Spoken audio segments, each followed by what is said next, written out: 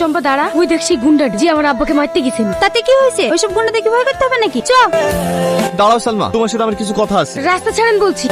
সালমা আমার কথাটা একবার শোনো। আমি কোন রাস্তার গুন্ডা মাস্তানের সাথে কথা বলতে চাই না। রাস্তা ছাড়েন আমার। তুমি ভুল ভাবছো সালমা, তুমি যতটা ভাবছো ততটা খারাপ আমি না। থাক, আমার সামনে বেশ ভালো সাজা নাটক করতে হবে না। আমি নাটক করছি না সালমা, তুমি বিশ্বাস করো, আমি তোমাকে সত্যি অনেক ভালোবাসি।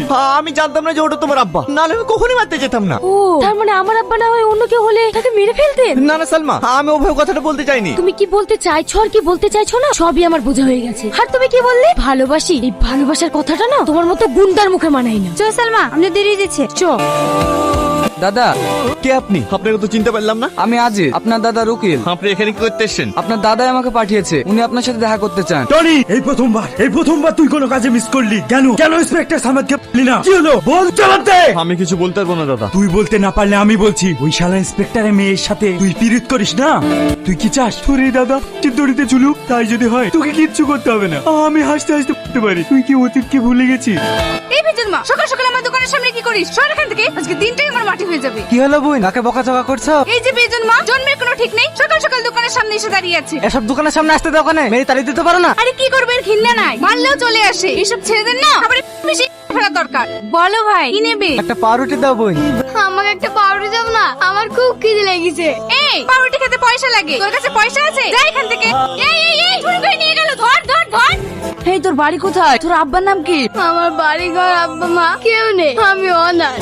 খাদিসনি, আমিও অনাথ। আজ থেকে তুই ছোট ভাই হিসাবে আমার কাছে থাকবি। কি রে, কান্না করছিস কেন? সারা জীবনের ভালোবাসার কোনো মূল্য নেই, দুদিনকার ভালোবাসায় তোর কাছে সবকিছু। যা যা, চলে যা, আমার কাউকে দরকার নেই, আমি হাসি মুখে মরতে রাজি। ভাই আমার ভুল হয়ে গেছে, তুমি আমাকে ক্ষমা করে দাও। আমি কিচ্ছু বলিনি। আমি তোমাকে কথা দিচ্ছি ভাই, ওই শালা ইন্সপেক্টরকে আমি সূর্যটা পরে ক্রাশ করে দেবো। এই চল, এই ইন্সপেক্টর বেরাই বেরাই। Shut up, mind your language. এটা একটা ভদ্রলোকের বাড়ি। এই বেশি ইংলিশ ঝাড়িস না, তোর বাপ খারাপ। কেন মার্ডার করবি? তোর তো ওটাই কাজ। কুকুরের লেজ কোনোদিন সোজা হয়? আমার বাপ একজন আইনের রক্ষক, তুই কাকে বাঁচাবি? একজন রেপিস্টকে, একটা মার্ডারারকে, যে 25টা মার্ডার আর 11টা করে জেলে আছে, তাকে বাঁচাবি? তুই জানিস তোর ভাই যে মাগুলোর বুক খালি করেছে তারা এখন কত অনাহারে দিন কাটাচ্ছে? তুই জানিস তোর ভাই যাদেরকে মার্ডার করেছে তাদের পরিবার এখন কতটা অনাহারে দিন কাটাচ্ছে? তুই জানবি কি করে? তোর তো মা বোনই নেই, তুই মা বোনের যন্ত্রণা কিভাবে বুঝবি? কি হয়েছে সালমা? ওই দেখ আমার বাবা চলে এসেছে। আর একজন আইনের রক্ষককে মেরে তোর ভাইকে বাঁচা। কি হলো?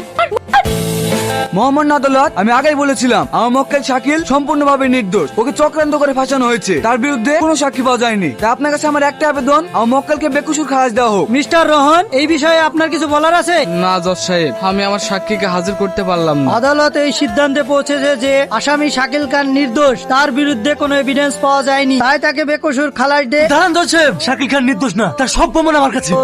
Order order order. Inspector Samad, আপনার যা কিছু বলার আছে কাঠগড়ায় এসে বলুন। আপনি যে আমার মক্কেলকে কি বলছেন? আপনার কাছে কি প্রমাণ আছে? প্রমাণ? আপনার মক্কেল শাকিল তার ভিডিও ফুটেজে পেন ড্রাইভ আছে। টনি, তুই কাজটা ঠিক করলি নি, তুই আমার সাথে বেইমানি করলি। আমি বেইমানি করিনি দাদা, তুমি আমার সাথে বেইমানি করেছো। তুমি পারতে আমাকে মানুষের মতো মানুষ তৈরি করতে, কিন্তু না, তুমি আমার হাতে ম্যাশিং তুলি দিয়ে তুমি আমাকে স্থান তৈরি করেছো। তুই একটা মেয়ের জন্য আমার কথা অমান্য করলি। আমি কোনো মেয়ের জন্য তোমার কথা অমান্য করিনি দাদা, ও একজন সৎ ইন্সপেক্টর, আর তুমি হচ্ছে একজন ক্রিমিনাল। যে 25টা রেকর্ড করেছে সে ঝুলবে না তো কে ঝুলবে? টনি, হ্যাঁ দাদা, এই সমাজকে জঞ্জাল মুক্ত করতে গেলে সৎ ইন্সপেক্টর দরকার, তোমার মতো ক্রিমিনাল না। তুমি আমাকে ক্ষমা করে দে দাদা। এই চল। তোমাকে অনেক অনেক ধন্যবাদ। এই বুড়ি চল।